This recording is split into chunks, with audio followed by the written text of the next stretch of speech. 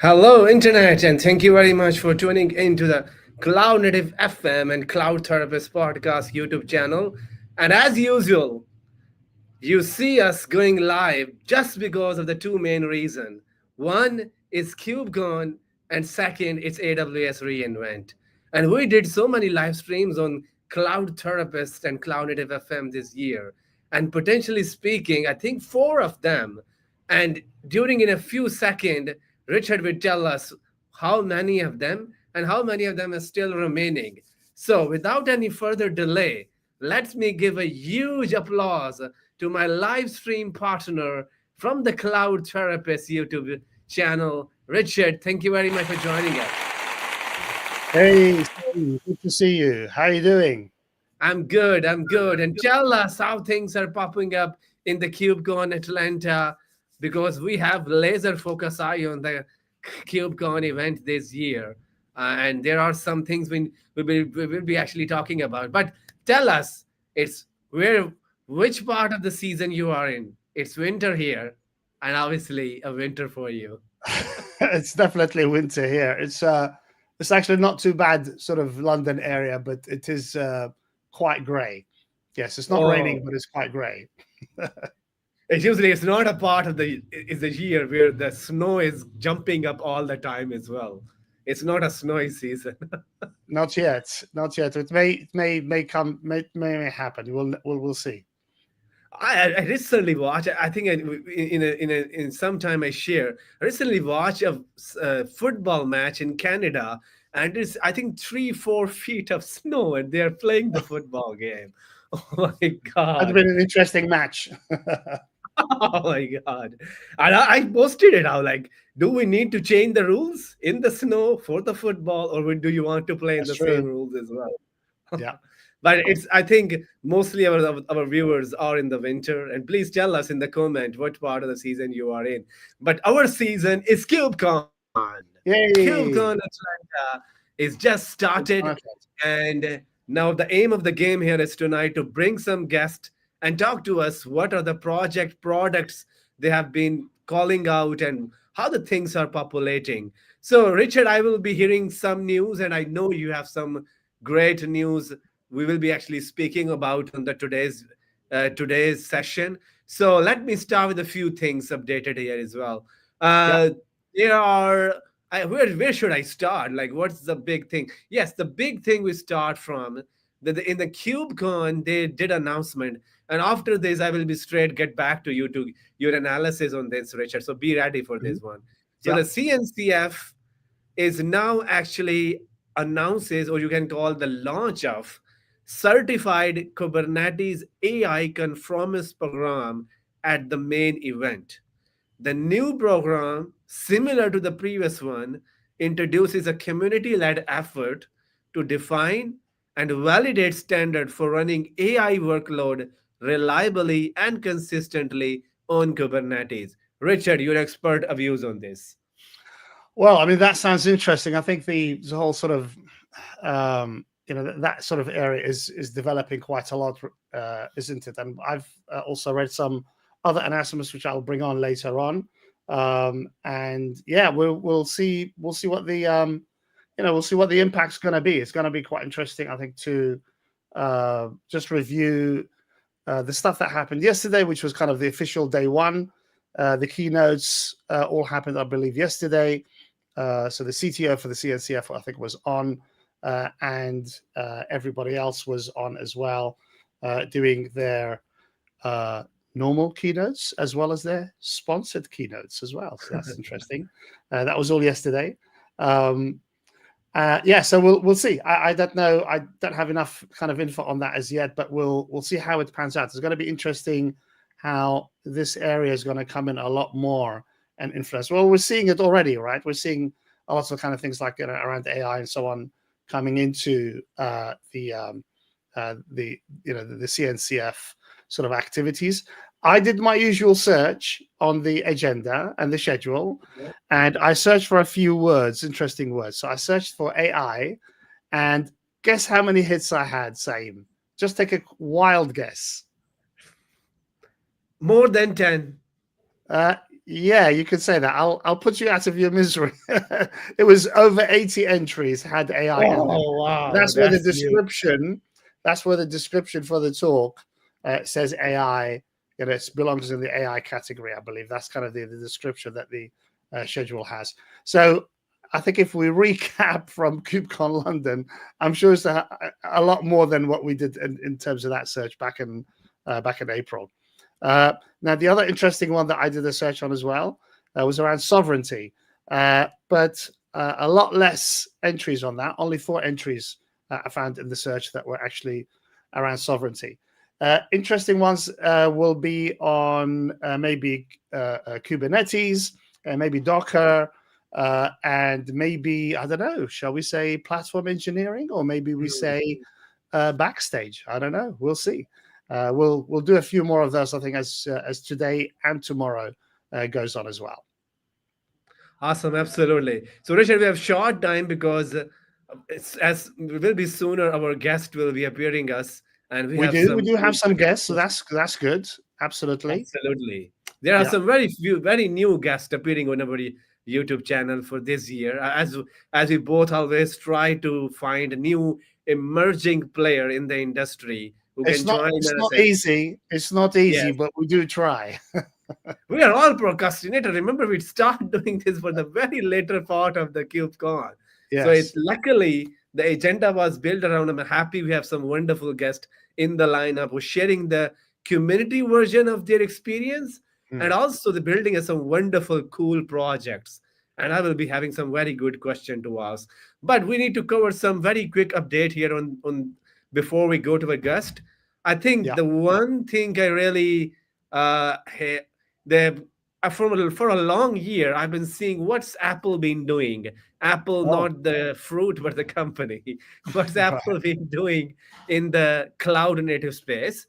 Yeah. And luckily I think this year and the end of last year I came to know they actually announced a PKL language, infrastructure as code language that is relatively different from YAML and JSON way of writing this up.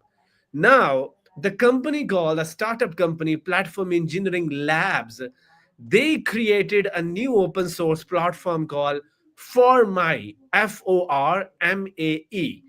That is announced yesterday by some of their session, and it's, as you guessed it right, it's an agentic AAC, AIAC, infrastructure as code, Oh. built from scratch, as they call it for the modern age. So for me, implement infrastructure entirely as code, in and out and in any granularity. For me, doesn't require user to maintain any secondary artifacts such as state files, keep the infrastructure code automatically sync with the reality. So that's a Mm. big one. I will be sharing in a screen what the for me is, and we need to catch up some wisdom episode in the near future as well. So that's a relatively a new paradigm shift into the way of working. Also, me and Richard is quite recently talks a lot about sovereignty, and I don't know why we actually pick up, but it's a very critical subject to it. And some of the, according to the Linux Foundation research on sovereign AI, 82% of organizations are already building custom AI solutions, 58% use Kubernetes to support those workload, and 90% of enterprises identifying open source software as critical to their AI strategies, the risk of Mm. fragmentation, inefficiency, and inconsistent performance. And today, with our guests, we explore, our cloud native solutions are ready for the AI workload? What need to be added on those solutions, and what cause can be the potential barrier on this subject as well? And lastly, we need to talk about our last few of the announcement is Yugabyte releases distributed database trend report. And database is one of the subjects sometimes I feel boring, but it's kind of a very important topic for the a lot of enterprises. The report says that the legacy databases are a significant roadblock to modernize effort. The biggest challenge created by legacy databases were inefficient operation and slow innovation. Reports saying the 50% of the responded followed by the limited scalability, high cost 63%, 36%, and resilience issue 30%. 48% of respondents and 45% said they are migrating to fully managed cloud databases while Mm. looking for modern database solution. And 70% of the reported that high availability, resilience were the cost most critical attribute they sought, and 69% of they say they need enterprise grade security in the databases as well. But Mm. that's all for the wrap up here. So Richard, now Yeah. it's the time to bring our guests to our audience. Yes, let's do that. We have a couple of guests lined up. We should have a lot more coming in. But first of all, we have John joining us. John, how you doing? I'm good. You? Yeah, all good, all good. How you been? Well, we sort of met last in London. I think it's did. actually 2 weeks ago now, isn't it? Indeed, indeed. So John Brooks is the guy behind Minimum Viable Kubernetes. So John, let's kick off with a quick intro to Minimal Viable Kubernetes, or MVK, and then we'll kind of just get into the project a little bit, understand kind of your reasoning behind it, and kind of where folks can get hold of it, and what's the idea, and so on. Yeah, sure. So we alluded to an event a couple of weeks back, which was Nightmare Before Code, isn't it, in London? And there we launched what we call MVK, which is short for Minimal Viable Kubernetes. And the history behind that is that we, as a small business, and I've been in cloud native for some years now, we wanted our own sort of viable and minimal Kubernetes cluster that we could manage, because I've been involved in managing Kubernetes workloads for a while. So why shouldn't I do that and keep my costs down in terms of managed Kubernetes? So that's what we did. I set out to do that just over a year ago for ourselves. And then we chose to open source it and turn it, first of all, into a sort of a learning platform, because we were getting folks coming to us and saying, well, I want to get into Kubernetes, but it's just too much of a steep learning curve. I need some quick way to get in there. So MVK is first and foremost a quick micro learning platform to get you straight into that way of thinking, and to get that into, I use it in dev, I use it in pre-prod and prod. So the idea there being is that when you start developing and you say it works on my laptop, well, it should work everywhere then, because you should be able to run in a containerized workload of some kind that is analogous to that of production. So that's the purpose behind MVK. So we're actually running local containers that run, in our case, we run K3s as opposed to full fat Ks. So it gives us a sort of a cut down version of Kubernetes. And we know then that a dev environment is going to be, I'll say, pretty similar to that of production. So yeah, so that's where we're at. We launched that as a sort of a product and idea, and started getting feedback on Thursday of the 30th, and we're hoping to move this out of what we call pre-release and alpha into beta this month, and then work towards a stable release in the new year. So at the moment, if you guys want to have a look at it, you can go to mvk.headshed.dev, and you'll find the links to the presentation that we did on the Thursday a week or so ago. You'll get to the code repository. You can check out the code. You can read the MVK guide. You can also share some of your ideas back if you wanted to tell us what you think, what you're trying to what challenges you're facing with Kubernetes, what kind of workloads you're trying to put into Kubernetes, and top and bottom of it as well. We've been able to bring our costs down from managed Kubernetes of typically, you've got to start off at bare minimum of about, we estimate around about 100 a month. We can halve that. We can halve that. So we're running on self-hosted virtual machines in a hyper-converged manner. So the minimal viable Kubernetes cluster for us is 3 nodes we can run on a single node as an ephemeral test, or quick setup, or pre-prod test, or so on. But we'll start off with 3 nodes and then start adding workers. And we're running this. We're flying with this now. So no surprises there, because many have been doing that self-hosted for many years, and we're really trying to bring that to as it were, developers, anybody who wants to run their own. Right, excellent. Okay, and then so it's kind of it's a easy way, I presume, to for developers to install Kubernetes. They don't have to fiddle about too much and learn kind of a lot of the background. They want to get going, on writing some code and putting their images into containers. MVK sounds like a really good solution for that. And as you said, you can pretty much run it everywhere. That old sort of adage of, well, it ran okay on my laptop when I tested it. Now it's not running in production. That kind of thing is, MVK's looking to overcome that by having a sort of a similar environment, I guess, in terms of sort of how the code operates, and obviously on your Kubernetes cluster. So what other areas, John, are you kind of looking? Richard, sorry to interrupt here. I think definitely we go to the John in a few seconds, but we're joined by other guests as well. So let's do a very warm welcome to our new guest, Rose Claus. Thank you very much for joining us. It's been super nice to see you. Can you give us a quick intro of yourself?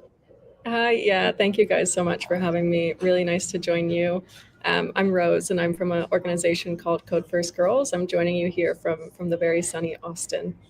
Oh, so great, fantastic. So how's things been for you? We were supposed to meet in London, weren't we, Rose? And we didn't get a chance to do that. Yeah, really good, thanks. Like you said, I was just in London for a cybersecurity summit that we hosted at the House of Lords, which was a really fantastic event. We had different kinds of leaders in cybersecurity and in different areas come and join us and talk more about overall kind of resilience throughout the country. But yeah, hopefully we'll be able to meet again soon. Cool, excellent. So Rose, just give us a little bit more about sort of Code First Girls and what's kind of all that about, and what sort of activities you've been up to. Yeah, more than happy to. So like you mentioned, we're actually headquartered in the UK, but we've just landed in Austin. So we've been around for about 10 years now, but this is the first time that we're really kind of growing and expanding things in the US. As an organization, what we aim to do is break down barriers to entry for women to not only get technical skills, but actually move into technical roles. I think most of the people who are watching this, and you all are probably very familiar that there just aren't enough women getting into technology. So the main kind of reasons for it are, a lot of different kind of systemic issues, but the main thing is cost can be a big issue. So we create our own internal curriculum, we have our own instructors, and we keep everything 100% free for women who want to get involved into our different programs. So we run, various kind of merit-based and skills-based training that's in different areas like cloud, DevOps, AI, ML, different kinds of data, software engineering, data science, kind of anything you can imagine. But our main philosophy is that this is a great alternative to doing something like formal education, because we really believe education doesn't need to be set over a number of years, and you can contribute really meaningfully in a commercial setting when you do have even kind of short-term training that can be more accessible for individuals. And something else that's awesome is we do everything at the local level, which is one of the reasons why we wanted to start a base here. So when we work with different organizations, and we're partnered with about 130 companies now, what they do is when they're able to sponsor someone through our program, we actually go and reinvest that money into their local area, and we can train 10x women alongside them.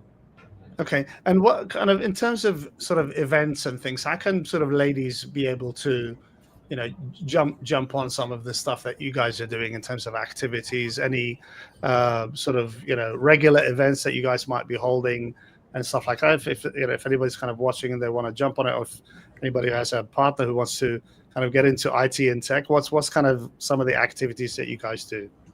Yeah, it's a great question, and it's something that anyone can do immediately. So men can go and find our resources online as well, not just women. But essentially what you can do is you can go to our website, it's codefirstgirls.com, and we have what we like to call tech tasters. So it's a really kind of easy entry into technology. They'll be in different kind of trendy areas within AI and data, and they're all asynchronous, self-paced courses that you can do, right now if you want to. Awesome. Right. Thank Excellent. you very much. Wonderful, Rose. It's been great. I think these kind of initiative really, really wonderful, because I think community-led effort really help people to move. They can remove the barrier, because I think adding into the entry of the women is still really difficult. And I think in the CNCF, we have some She Cloud initiative, She Cloud Native, run by the Nancy. It's been a wonderful chapter, and a bunch of other as well. So it's super nice to hear all these kind of stuff. But Richard, we have some guests coming up, so it's time to add We them have and more. to them. Absolutely. Okay, So let's go.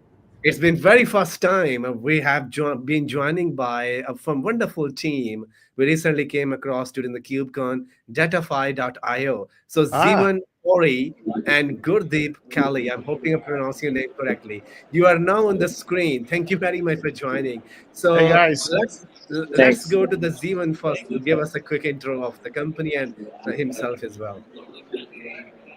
Thanks for Over to having you, us. Zivan. I hope it's not too loud here. We're still at KubeCon. We're at the expert floor in Atlanta, where we have a booth and enjoying meeting other Kubernetes followers. So Datafy.io is a startup. We are 2 years old. We are focused on cloud storage optimization, which means helping customers manage their cloud storage and making it more efficient, making it more performant, saving them money. And we're totally focused on the public cloud. That's why we came to KubeCon, the Cloud Native conference. And we're very excited to meet here customers and partners. Awesome, wonderful. Thank you very much, Zivan, for joining us. Really learning more from you on the stream here as well. So, over to Gurdeep. Thank you very much for joining. Give us a quick intro and tell us how the vibes of the KubeCon are in Atlanta. Hey, Sam. Yeah, so it's wonderful to be with you today. Really appreciate you inviting us and hosting us. The vibe, the atmosphere at KubeCon's amazing. The queues yesterday, I think, pay testament to just how large and how engaging this community is. The data points are all there. Last night we hosted a first of its kind boba tea event here in Atlanta, and we were completely packed out in terms of registrations. Over 250 KubeCon community members and followers were there with us last night, celebrating the scaling out of Kubernetes. Really, I had some wonderful moments with Ricardo Rocha, who you might be aware of. He was one of the former co-chairs of KubeCon, actually. So yeah, it's been a great event for us, and I think with our messaging around being able to scale persistent volumes, we've had great interaction on the show floor. Awesome, absolutely. So Richard, please tell us about, if you have some question around the project from our new guest from the Datafy.io.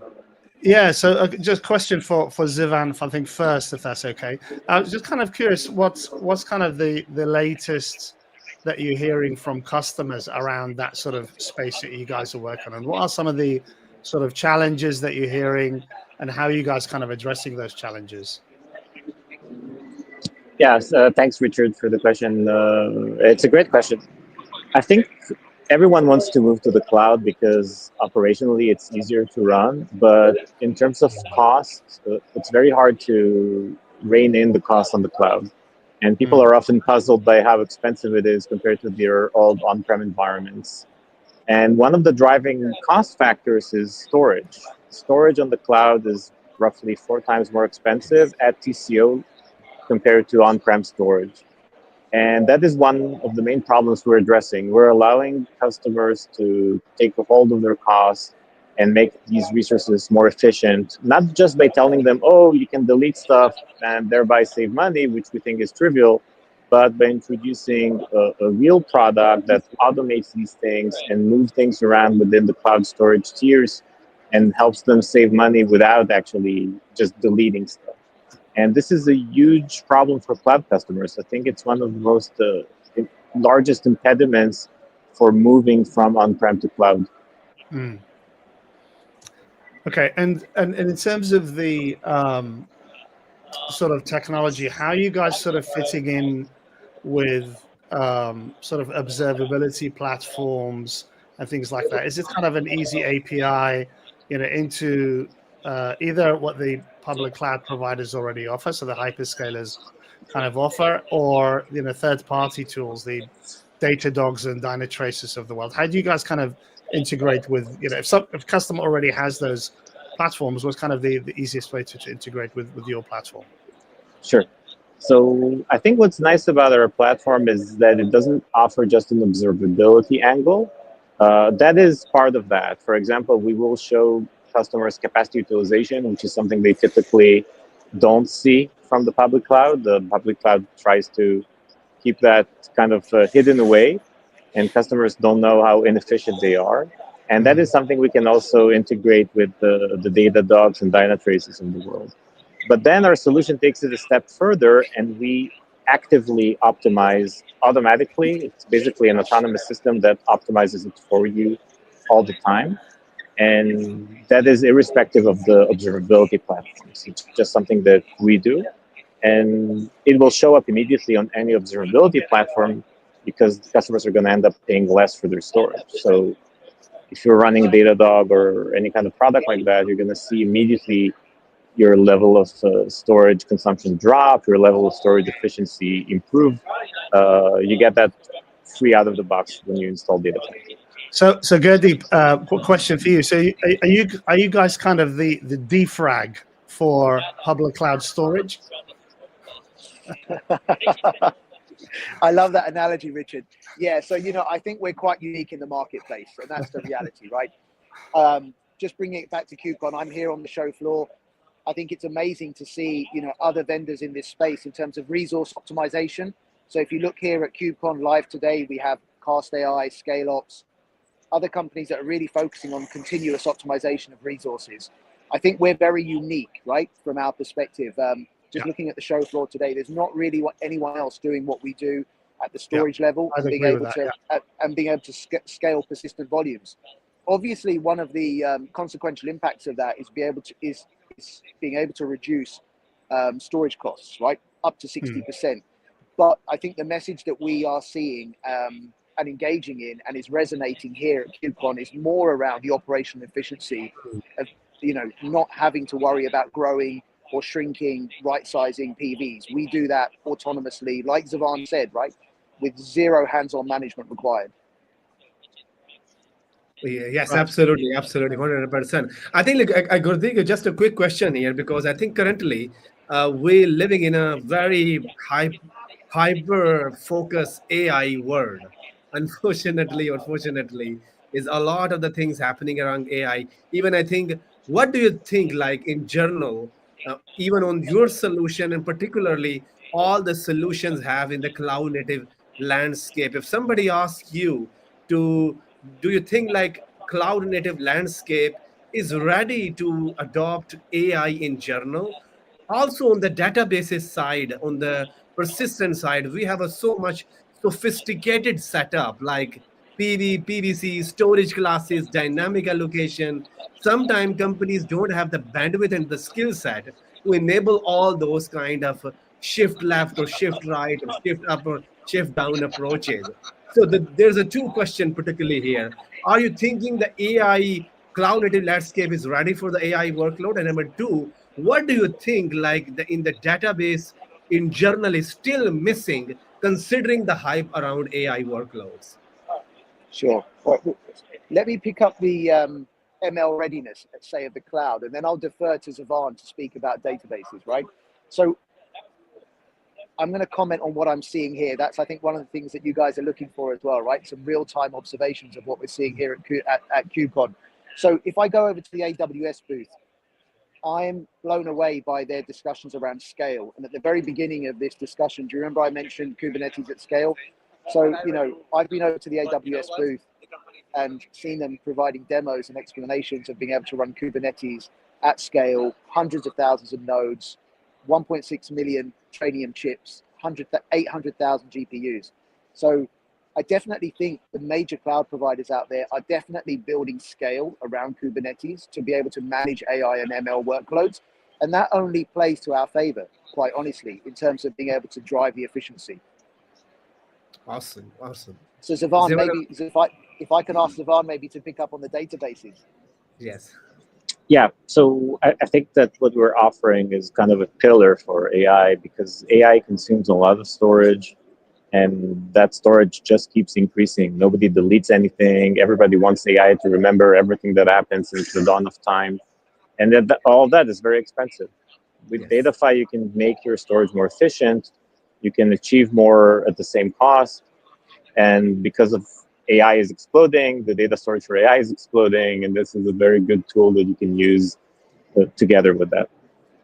Awesome, wonderful. Before I let you go, because you are in the KubeCon and you've been joining us from the booth, might be some people chasing you around. But thank you very much for the wonderful in touch with us, because I think both of us, me and Richard, will reach out to you for a full-fledged demos plus some of the pre-KubeCon show as well. What do you think you learned, how the things are progressing? So just before I let you go, both of you, just tell us, like now in the closing phases of 2025, if I ask you one or two things you have learned from 2025, and what learning you actually been picking for 2026, both of you, Gurdeep and Sivan.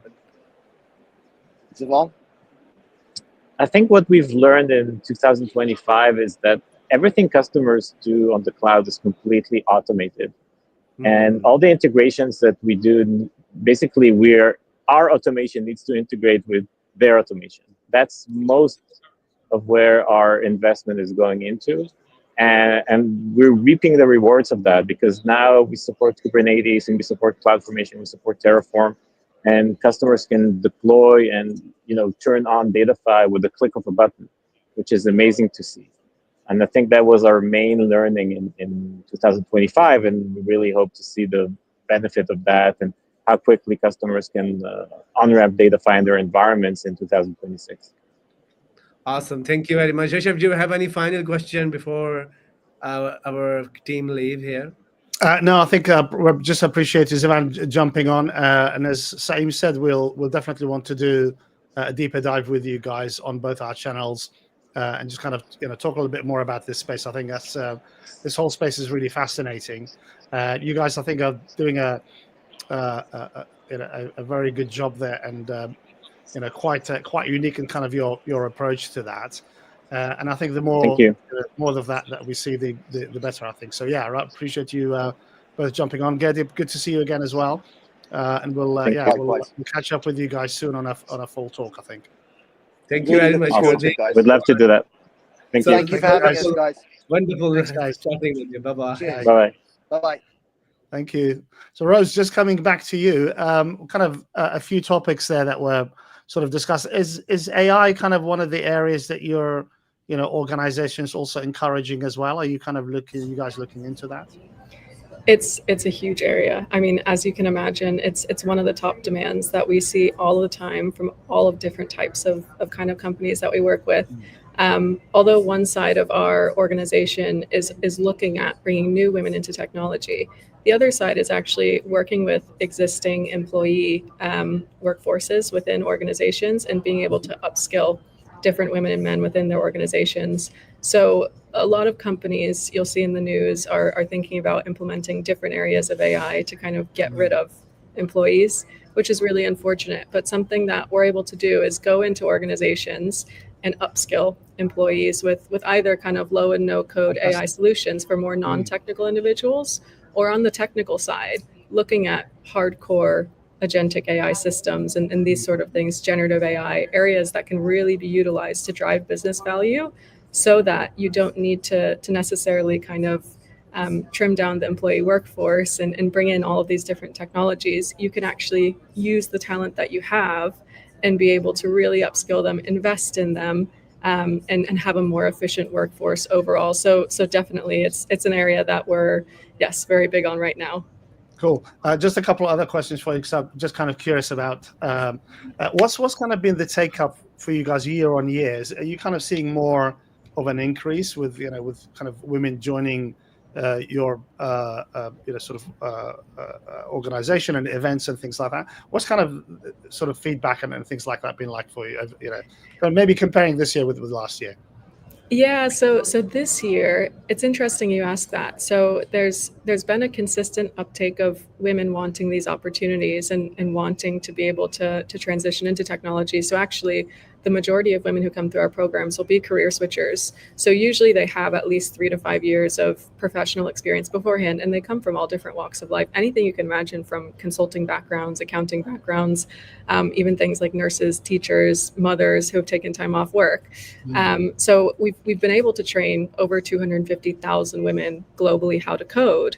But when we're looking at this year specifically and what companies are wanting, it is more of working with those internal employees and being able to give them these skills. So it's, I mean, we love both sides because we find it very important for people in general to be able to access these skills from not just a kind of formal education route. But yeah, so this year has been a lot more focused on kind of upskilling, reskilling internally, and continuing on with being able to train more women externally how to code as well. Okay, so we're obviously live streaming, you know, from KubeCon. We're going to have a lot more people joining us as well. Is Code First Girls kind of working with the CNCF, the Cloud Native Computing Foundation? Are you guys kind of trying to organize some stuff with them, or any other sort of bodies like the Linux Foundation, perhaps, and so on? Is that kind of part of your future plans as well, maybe? Yeah, absolutely. I mean, as many kind of, inroads we can take with these kinds of organizations to be able to promote our message and promote our brand is absolutely fantastic. Being able to offer different services to train on things like Linux. We actually, all the programs that we offer now, we train women in all 3 different cloud providers. So we have very kind of diverse programs when it comes to DevOps and cloud. And if you're thinking about, how many women are currently in those areas, it's only about 16%. Of the team generally within DevOps and clouds across the globe that will be women. So it's an area that does need a lot of focus and needs a little bit more love. And so I think a great way to do that is by partnering with these kinds of bodies that can really get the message out there, but also get their skills out there and their different services out there too.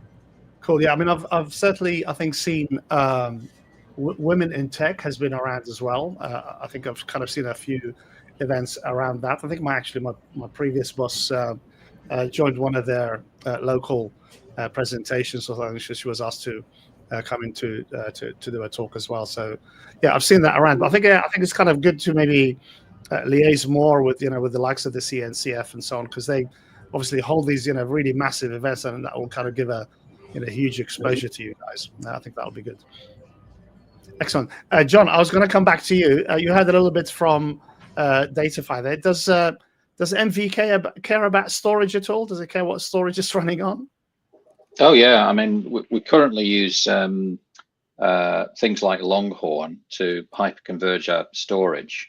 So we're basically trying to recycle whatever storage you've got available to you in the cluster. So if you're hosting on a VM, you can add as many disks as you can afford. So as long as you've got the compute to spread the data, there's no reasons why you shouldn't run a storage layer atop of that. So, I mean, I've worked with Ceph of old, and built S3 compatible private clouds.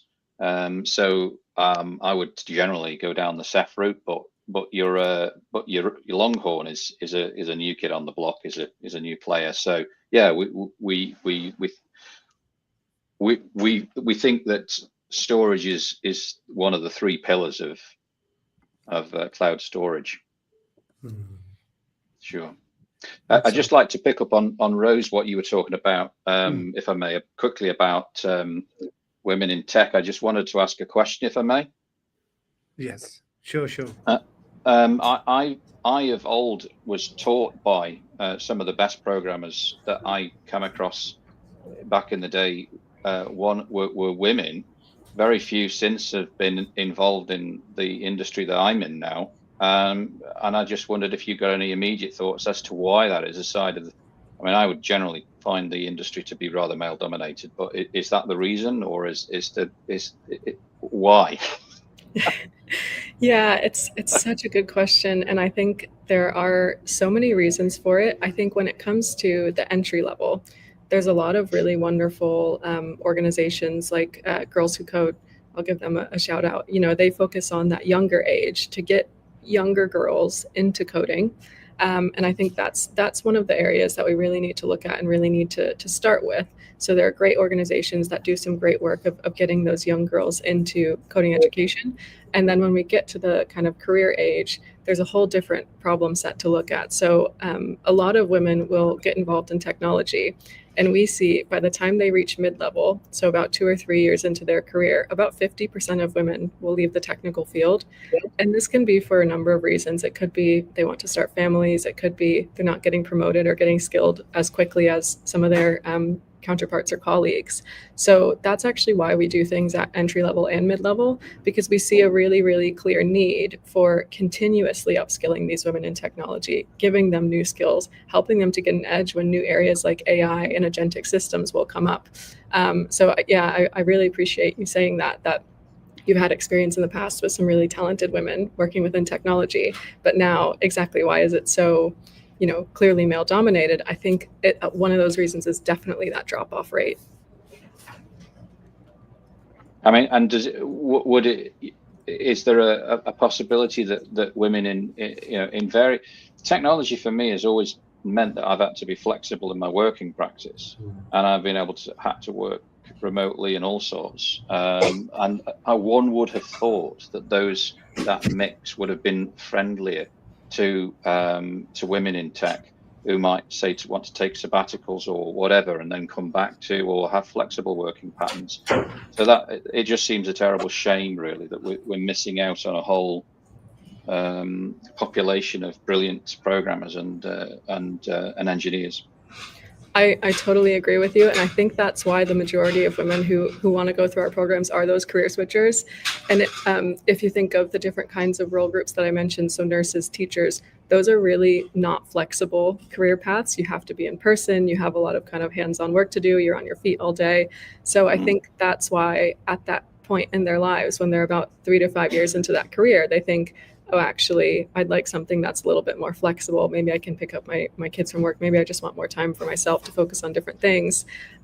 So yeah, that's one of the reasons why we wanted to create something where they can do this training within 3 or 4 months. And it's not, you have to go all the way back to university. You need to start with these, computer science foundationals and these sort of things. We've created this program that's really streamlined so that they can understand different concepts and then enter into a company commercially and be able to contribute meaningfully. Sure. So Rose, those coming up, are the employers and the vendors kind of insisting that they need to come up that sort of academic path, or are they happy for kind of the more kind of practical experience as well? Yeah, it's really interesting to see. I will say some sectors will be very stuck in the past and really kind of rigid when it comes to, we want to see a computer science degree from MIT, from Stanford, from these very acclaimed universities. But as we're seeing university and college become really unaffordable and become a really big burden to a lot of people, this is where kinds of alternative education, where, like I said, these programs are 100% free for women to do. You only get payoff of the upside of it. We don't take a portion of their salary or anything like that when they come out of our programs. They just get the benefit of having those new skills and being able to go and probably make more money than what they were doing before, honestly. So I think it's slowly the needle is moving towards these more non-traditional programs, rather than parents saying to their children, you have to go and get this kind of degree, and then that's the way that you'll become successful in the world.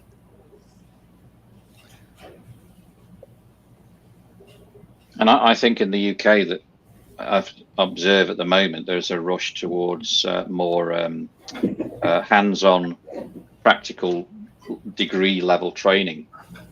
So things are going to change. They are changing, and I believe that the competition to get into such apprenticeship-based degrees are fierce. It's more difficult to get onto those than it is into traditional degree courses, I believe. But it's to be hoped that kind of hands-on craft-based skills knowledge is, because you can't, programming is an art, is a craft. It's something you can't read about in a book. You've got to do it. Yeah, totally agree. And I think that the government is realizing that too when we're seeing the different kinds of changes coming up with the apprenticeship levy. It was always education must be at least a year and a day to qualify. And I think they're, slowly realizing actually we could have a lot more benefit, not only economically, but these companies could see so much more upside if they can open that up a little bit and just be a little more open-minded. Yes, absolutely. I think the one thing I learned within the CNCF, there's a one initiative, I think, in She Code Africa is the event that actually been organized inside the CNCF. The main aim of the game was to educate the African region, particularly the women, to speak about the open source, the cloud native technologies, and their kind of a hurdle and the barrier entry into the tech ecosystem as well. So I would definitely, I think, would I as a CNCF ambassador, I would definitely highlight the things you have been doing for the community. I think those can be. I'd love to see those can be featured somewhat in the next year of the KubeCon and some other as well, because I think those are really cool feature to have, because I think there's always been a synchronization between the different communities. There are some communities in Asian Pacific region doing work with the women in tech, some in Europe, some in Africa, some in North America. So if they link them together, we can find some basically synergies of how to actually navigate the path forward as well. But it's super nice to hear that the people are actually working on those kind of ideas as well. But David, we have a new guest coming up, and I will all please introduce our new guest to our new listeners. Hello, David. You are now on the screen. Can you hear us? Mr. Terra.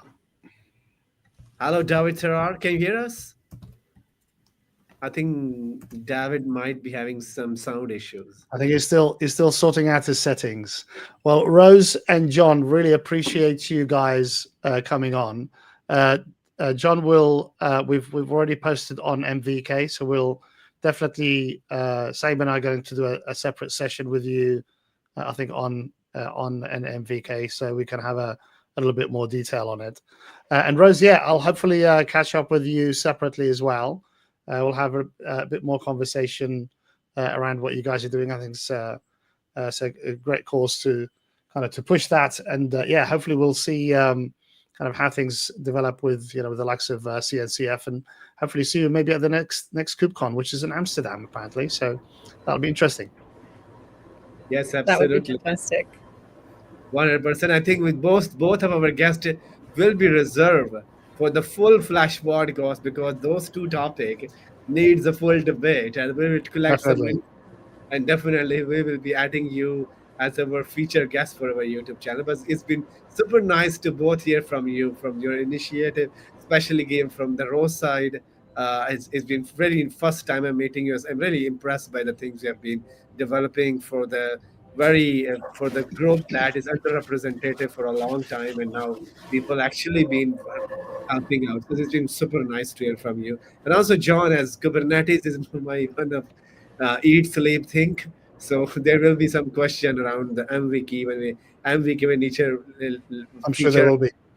Yes, absolutely, 100%. So John will be busy Great. with going down the year. How do you, Richard? Have we got David in, or is he still struggling? I think David still having some issues. Right. Okay. All right. Well, so we today's day 2. So yesterday was day 1. The keynotes were all sort of happening yesterday at KubeCon. So we thought we'll kind of just run through some of the keynotes from yesterday. So obviously, the welcome and opening remarks was Jonathan Bryce, who's the executive director for cloud infrastructure at the Linux Foundation, along with Chris, and I'm sorry, I'm going to butcher the surname, Anis Sizik, I think, or something like that. Apologies if I'm getting that wrong. He's the CTO, cloud infrastructure at the Linux Foundation as well. So that was the welcome and the opening remarks. And then moved on to the another keynote, supply chain reaction, a cautionary tale in Kubernetes security. That was from Stacy Potter. who's the manager of community at the Open Software Foundation, I think, the Open SSF. So yeah, her presentation I think was around sort of Kubernetes security and so on. And then the next keynote was from cloud native to agent native. Interesting. Context engineering for Kubernetes.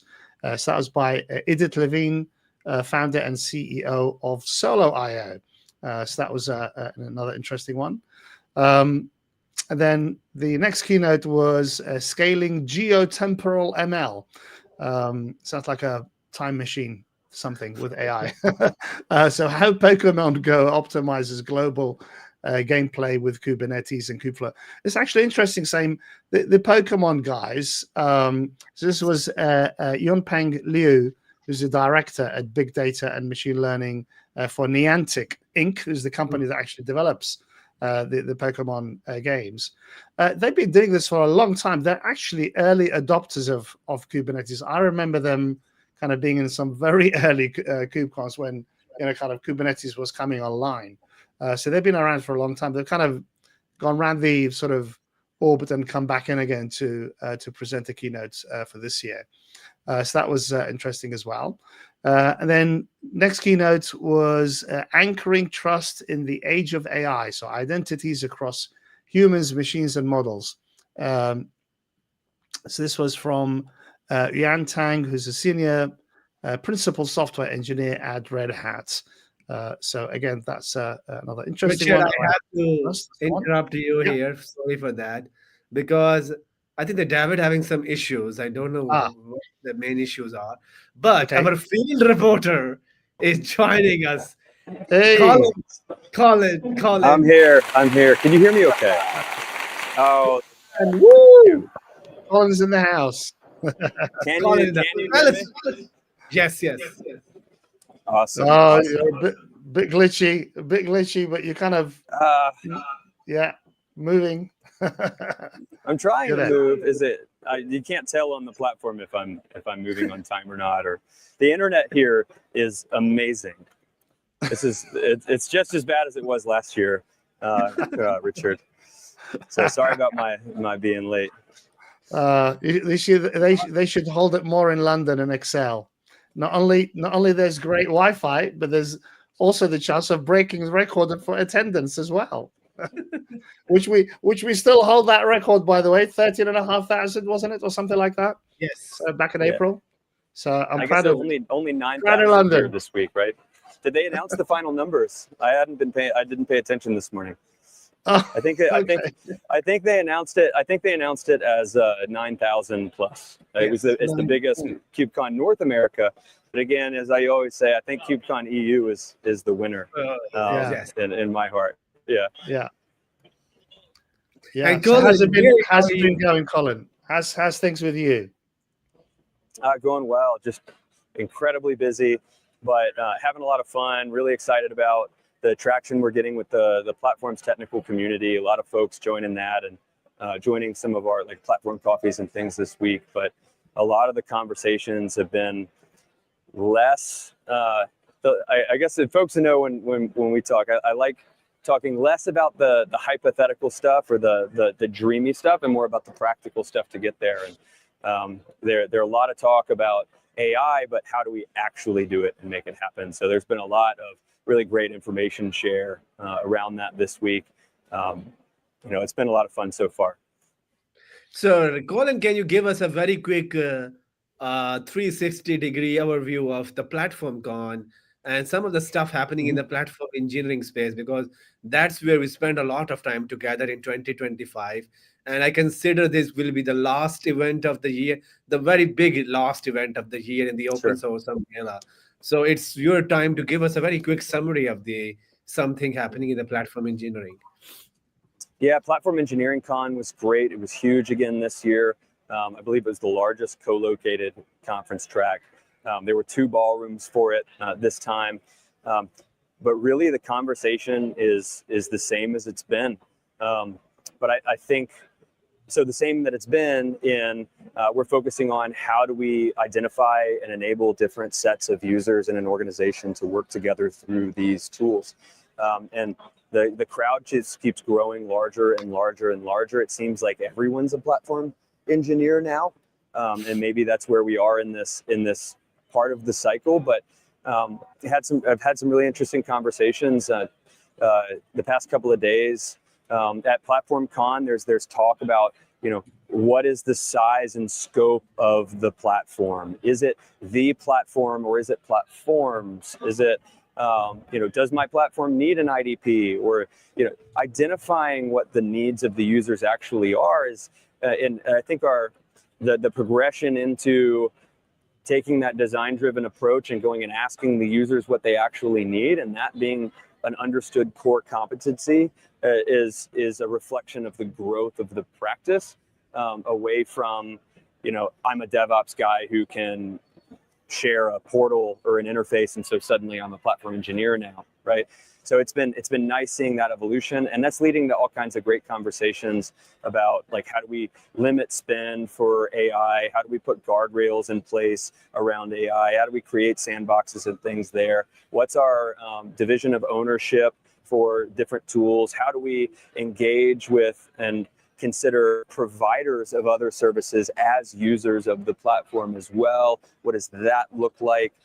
It's really nice seeing everybody in the audience start asking the questions that we've been asking in some of the guiding documentation and principles for the past couple of years. So very validating on that case too, to hear like large companies that are going through challenges right in line with the maturity models and things there. So less hype, more practical, a lot of great stuff happening there. And I don't think platform engineering is going away anytime soon.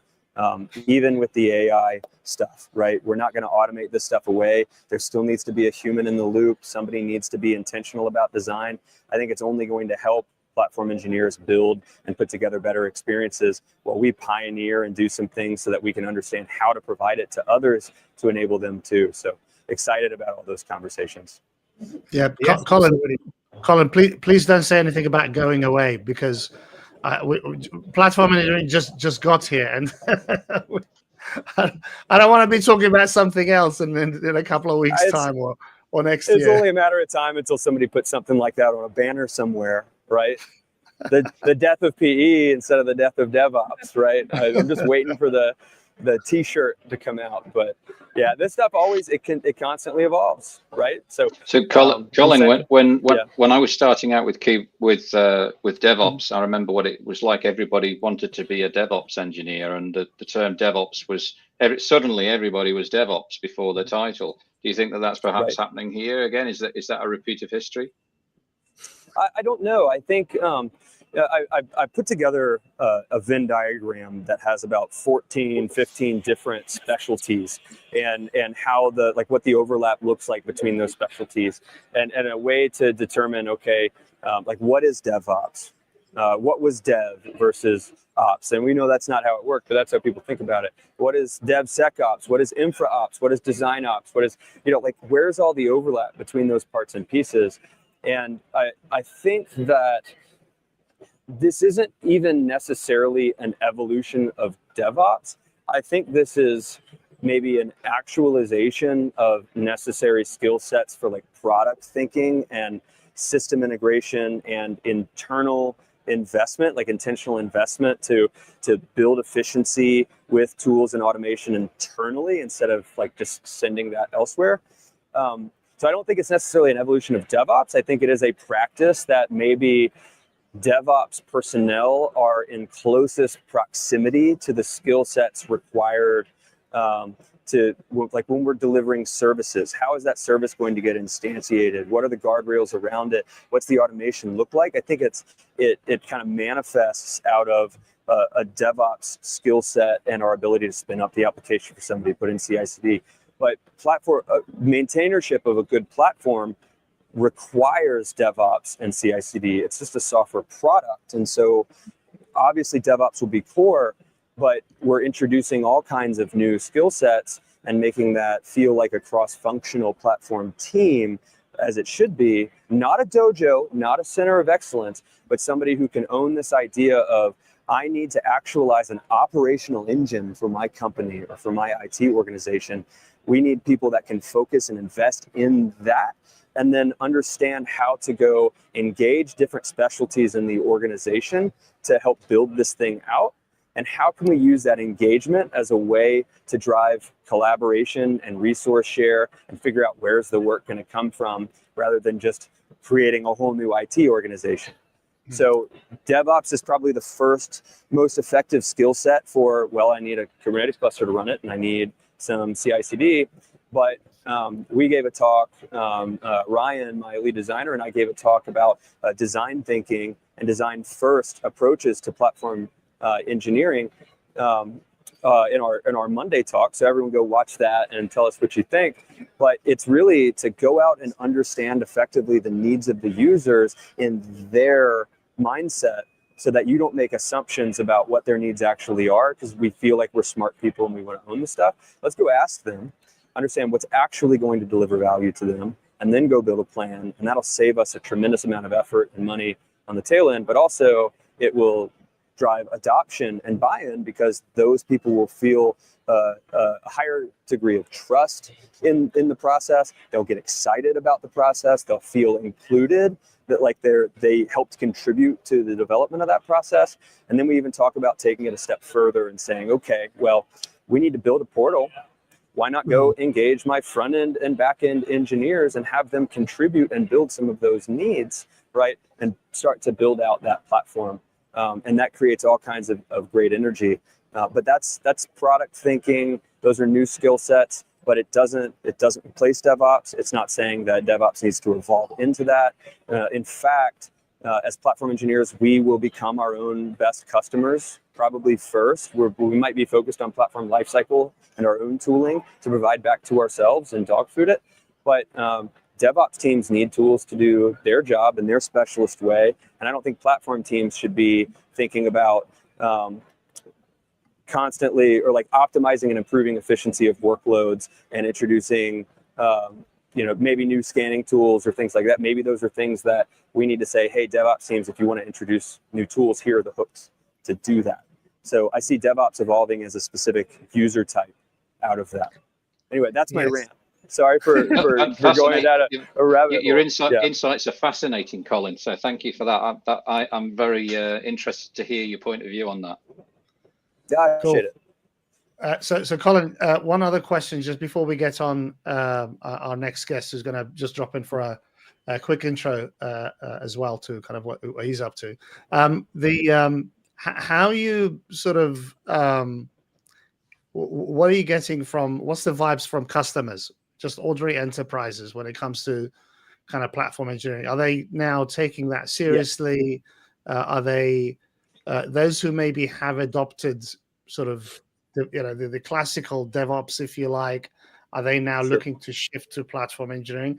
We asked this question last year, but obviously, it's a perennial thing. We kind of want to see and engage how the adoption rates are, right? So what's been your take this year? What you're hearing from customers this year? I've probably talked to one person that doesn't use the word platform engineering when they talk about their IT initiatives. Yeah, and it was just because their company was most familiar with traditional infrastructure. So their role it's going to be like senior infrastructure architect, right? Rather than platform engineer. But that's just because that's the language that fits that organization. If you look at everything that organization is trying to do strategically now, I mean, it's all platform engineering, every single bit of that. So I think it's on everyone's lips, so everyone's talking about it. But there is a thing that's happening that I want to highlight about that, which is we get a lot of C-level folks. They jump on terminology that they can understand, and they're reading the Gartner quadrants, and they see like platform engineering or other things as these shiny objects that they feel like they can understand with minimal effort. And so that's an amazing thing, that platform engineering is at that level of conversation. So it's very accessible for us to have these conversations with leadership and spend less time and energy convincing our leadership to invest in this. But we've got a problem now with the AI side where attention is being drawn to that. and saying, hey, we got to invest in AI right away. We're going to throw a bunch of money at this. If we're not intentional about educating how we need a platform engineering practice to even get to that point where we're able to operationalize AI and apply that, because like making that available to developers or making that available to anybody within our organization is going to be an effort, like a platform engineering effort.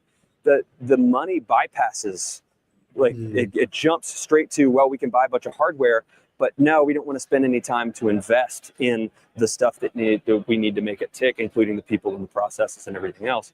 So the thing that exacerbates that is people are going into ChatGPT and they're saying, how do I operationalize AI? What's it going to cost? What tools should I use? And they feel like they're experts, and they feel like they feel confident that they're not going to have to do a bunch of work to get ready for this. And that's making things really challenging, because we're setting people up for failure, right? We'll throw a bunch of money at it. AI is not effective. We wasted a bunch of time, and then they're going to abandon everything altogether, right? It's just going to, it's like Jenga. It's just going to bring down the whole tower. And so I want to caution folks, like, we need to understand how to direct investment to where the areas of the organization that need it. That is a mechanical function of a platform that's a critical team. one, isn't it, Colin? The investment and where that should go now.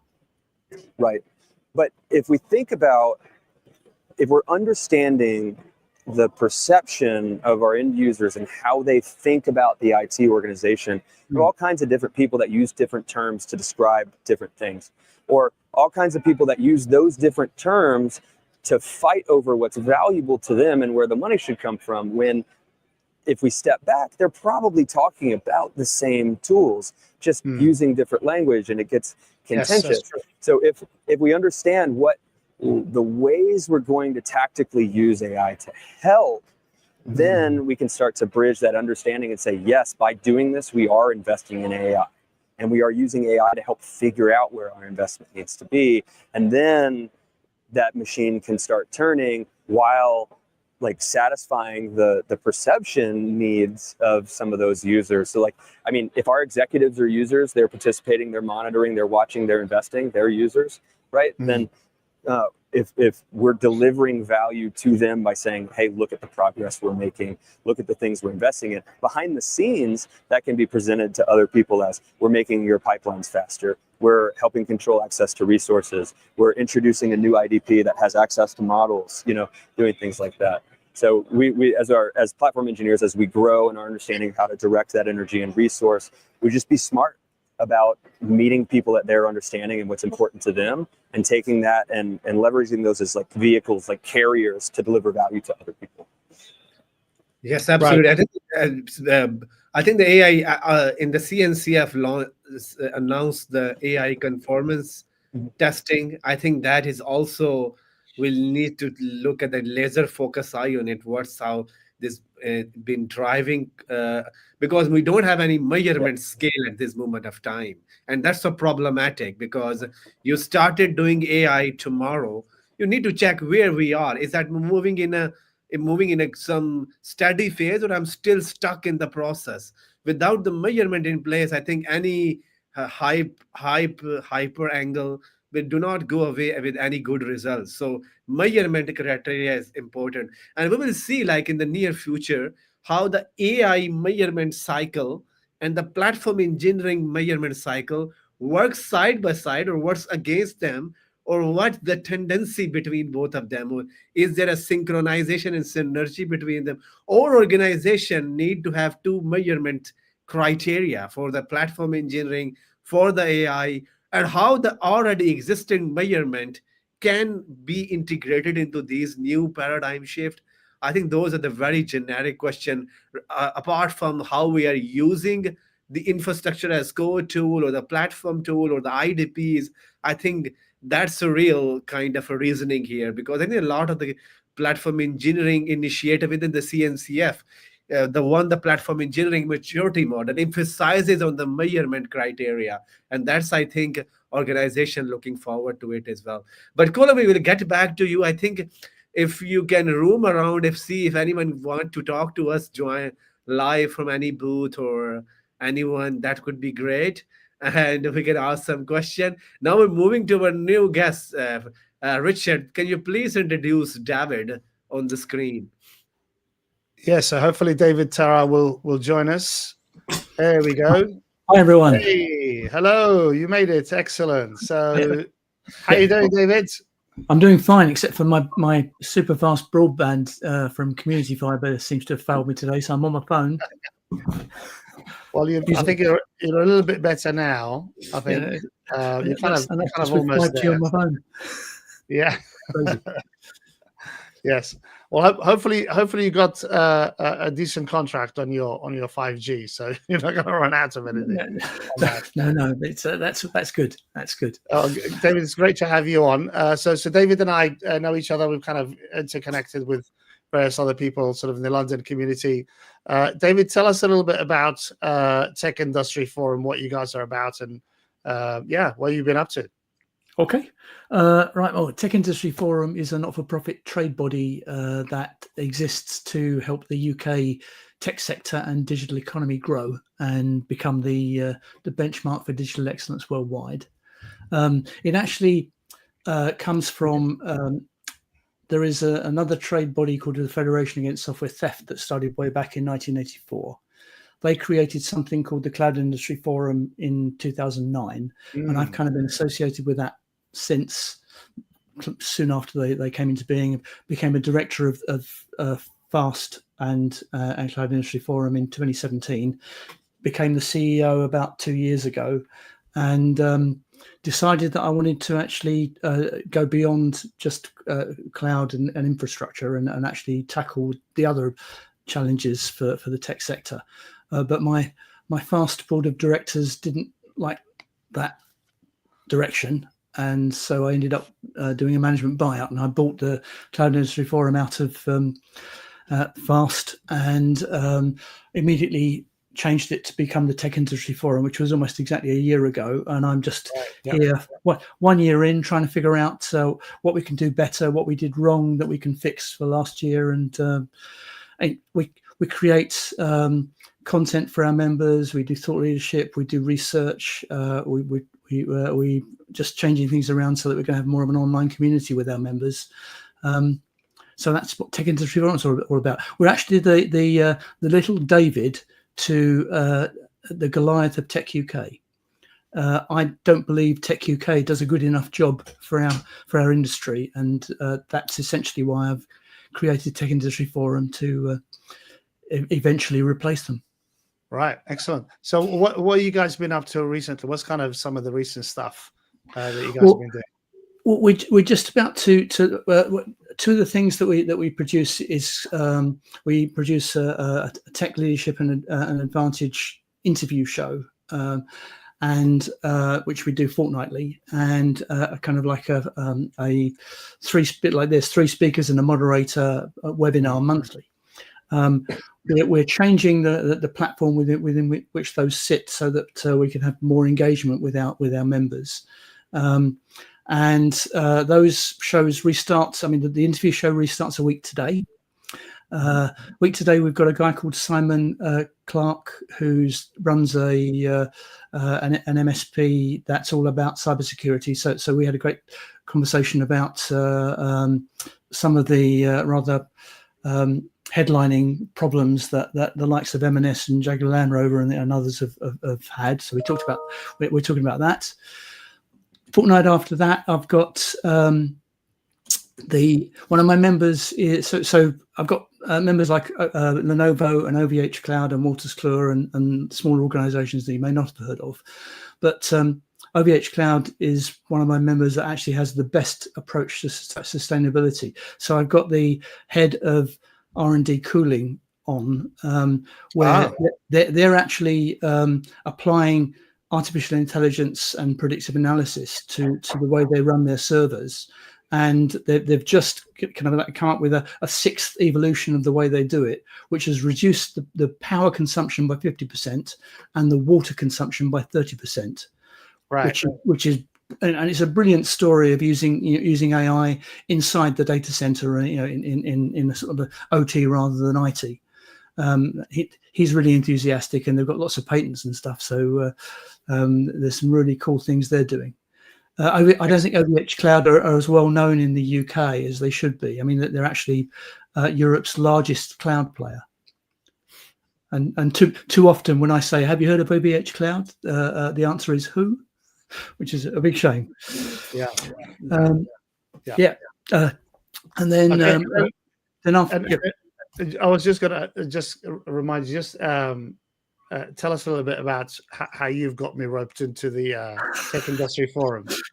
One of the things that I realised is that over the last year, it's been like the direction and the content that we produce and the research has all been down to me, and I wanted to create a group that would help and advise me, and I wanted a bunch of stars. So it's called the Star Group. And as you know, Richard, you are one of those stars. Oh, thank you. but the star I can't but help feel flattered. Thank you so much. And obviously, star stands for advisory and research. And I've got Richard's colleague, Paul Bevan. Paul Bevan and I go back an awful long way. But actually, Paul Bevan's the only person I know that has been in the tech sector even longer than me. Yeah. So Paul, longer than both of us. Yes, exactly. Put together.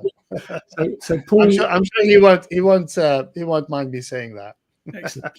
So I've got Paul, I've got you, I've got Andrew McLean, who I when I create the video content, I work with an outfit called Disruptive Live, who are a really great outfit for mixed reality and virtual sets and all that kind of stuff. And the guy that runs their studio, Andrew McLean, is on it. And then there's another member that he hasn't said yes yet, so I can't. But he's from a large and probably the fastest growing analyst firm that I can think of. But I won't mention his name yet because, like I said, he hasn't said yes. He happens to be on holiday this week, which is really frustrating. All right, fabulous. Okay, well, David, we look forward to kind of working with you a little bit more. I'm certainly going to have you back on the channel. You were at the my Cloud State of Play Christmas review last year, 2024 review, which was actually very. It went down really well with the audience. That one, I think it must have been the Christmas, even with the jumpers.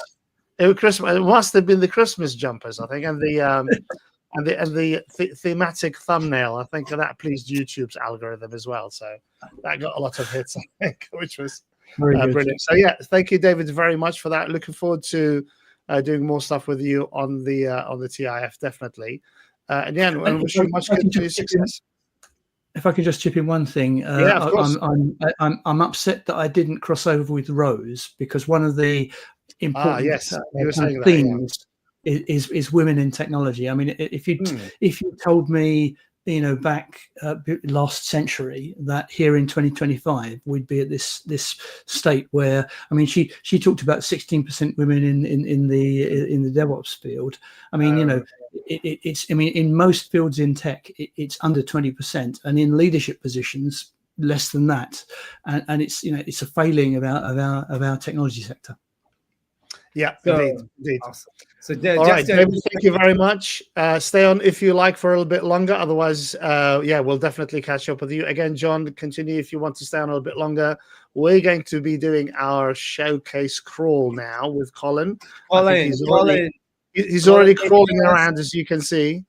So yeah, Colin, if you can hear us, I'm not sure you're there.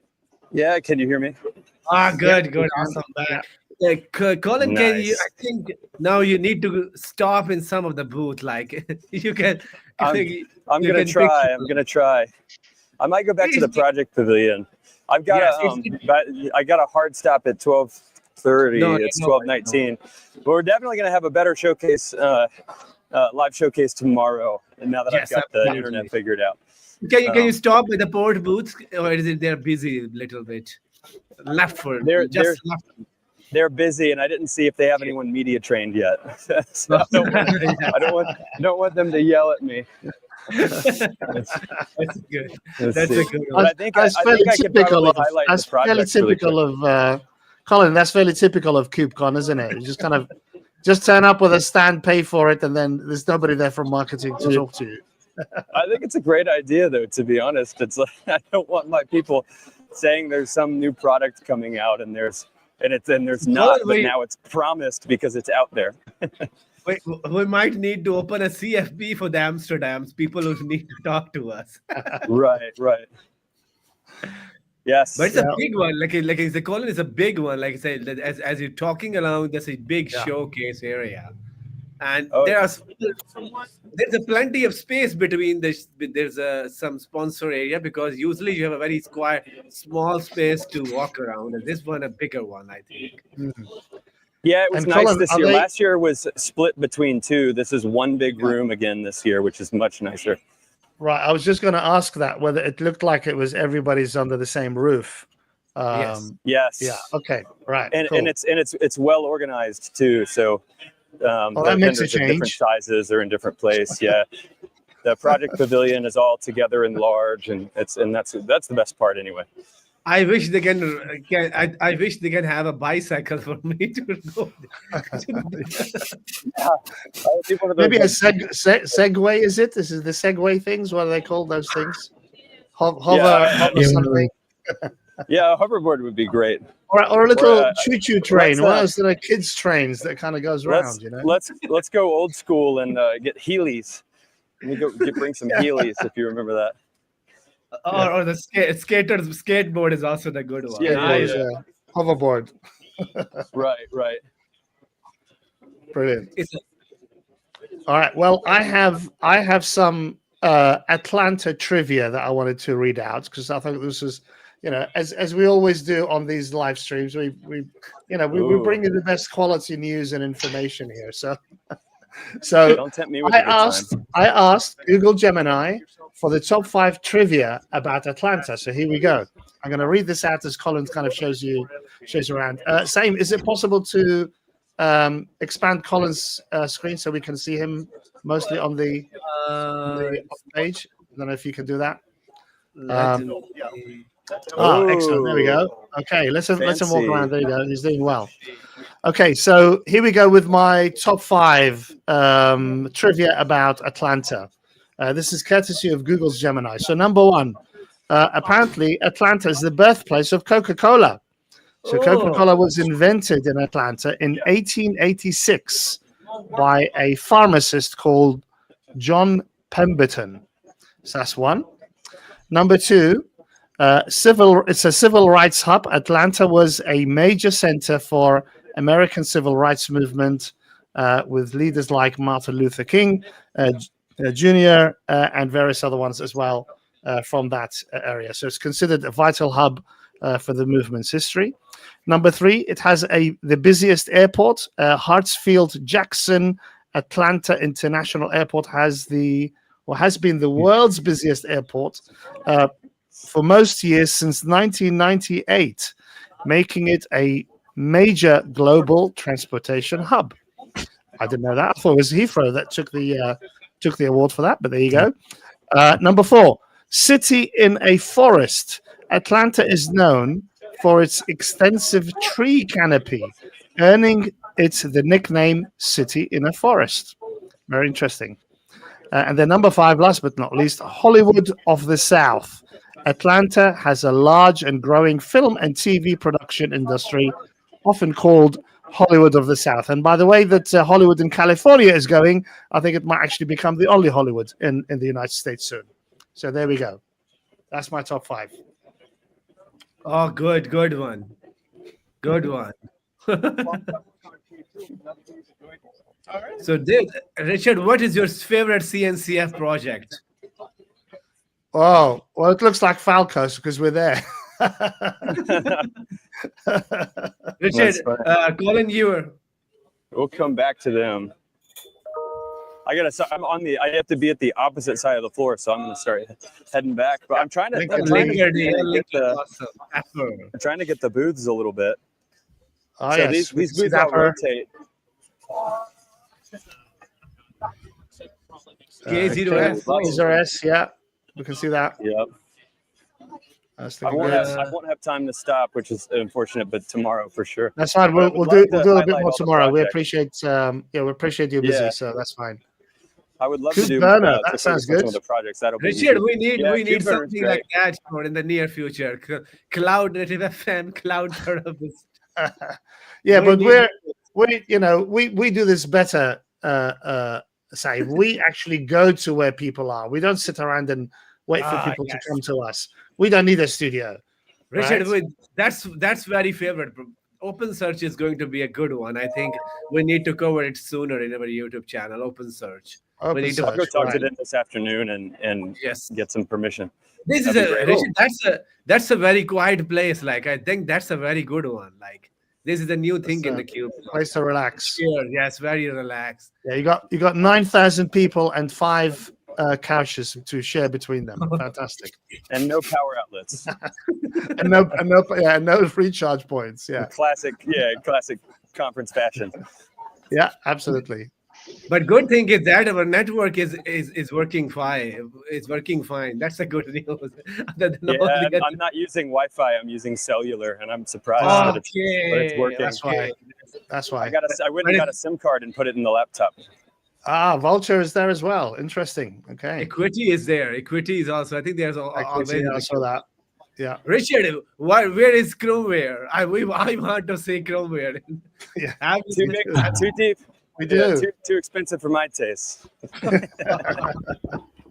That's a One very day. good response. They have a new Well, CNCF has. Colin, you know what's going to happen if you have a stand, we're going to rock up to you and do an interview, right? I think that's what's going to Oh happen. yes. I would say you're not media trained. I learned from all the best.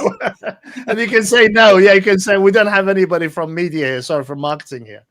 Colin, have you spotted any AI companies from OpenAI or any big AI company as of? No, none of the big ones. Even NVIDIA, which I mean isn't an AI company. Well, I guess they are. Debate. But they have a tiny booth. I Okay. expected to see a big island like these guys. these are the big booths, Yes. or some of them. But there's a lot of smaller booths this year. But I'm excited that there's a new membership type, like an end user contributor, which is something that our company has been waiting for. So I'm excited to talk to the Linux Foundation folks and learn a little bit more about that. And that might be our gateway to a booth next year, guys. We'll see. Go win me some business and some platform customers, and we'll get a booth. I promise. We'll share it together. That had to be great one. That had to be the great We'll one. give you all the support you need, Colin. Love it. Absolutely. But Colin, I will let you go. But it's always been pleasure to have you on the show, because telling people the real world experience has always been the important theme here at the KubeCon, because bunch of people sitting in their home, they need to know like what's happening at the KubeCon, where the things are going. So that's a vibe we want to bring our people here as well. And Richard, I'm actually having a hard time splitting the screen into so people can see us, but I will try my best. No worries. So Richard, give Colin. First, you have to give us some closing remarks before we leave for the last 2 days, because there's a co-located event that you joined us. Now J2 is happening as of now. So just wrap up the discussions here. Colin, you're on mute, just to let you know. Colin, you're on mute.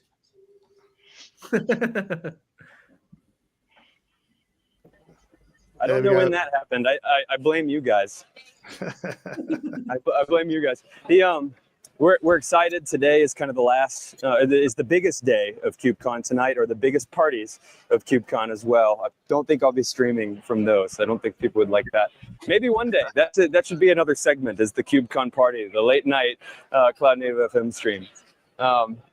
Pure good podcast fashion. But excited for the talks to wrap up today. It's a lot of the same content. Each day doesn't really have a specific theme. Excited tomorrow as well. Our friend Abby Bangzer has a keynote. So really excited to see that. She's going to be amazing.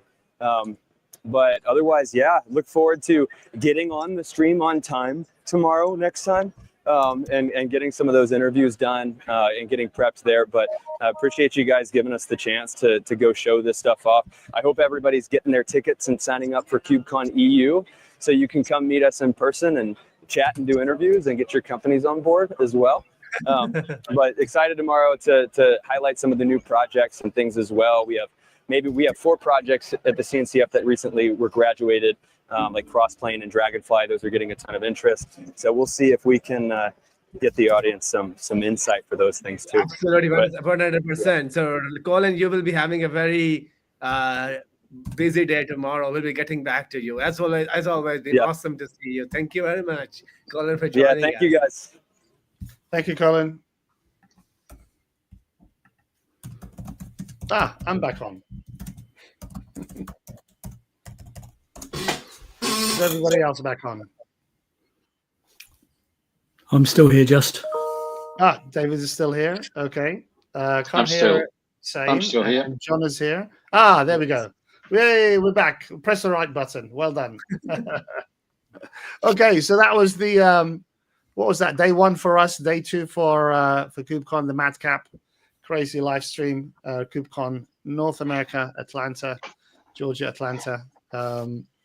So yeah, I think we're going to do a little bit more with Colin tomorrow. Hopefully, we'll do a proper, sort of crawl around the showcase. Yes, that should be good. We've got some more guests dropping in as well. There's lots more people having a chat tomorrow with us as well. It's got a full agenda, I think, for tomorrow as well. And we'll see how we get on. I definitely have a couple of folks that I want to get Colin to maybe go and talk to. So that'll be interesting. Just kind of pose some questions to them as well. We'll cover some more of the keynotes that have happened during the day. And I think we covered most of them for today. There'll be lots more links as well available. Links to David's and links to John. We'll provide those for you as well. David, what's your is it just Tech Industry Forum? techindustryforum.org. Okay, right. Let's see if we can get you on there before we drop out. Okay, I think I got it. That'd be cool. Just drop that into here. Where's the comments? There we go. All right. Bing. Yeah, so do check that out. Do check out MVK from John as well, John Brooks. John, thank you very much for coming in to talk to us today, and thank you for staying on as well. Appreciate that.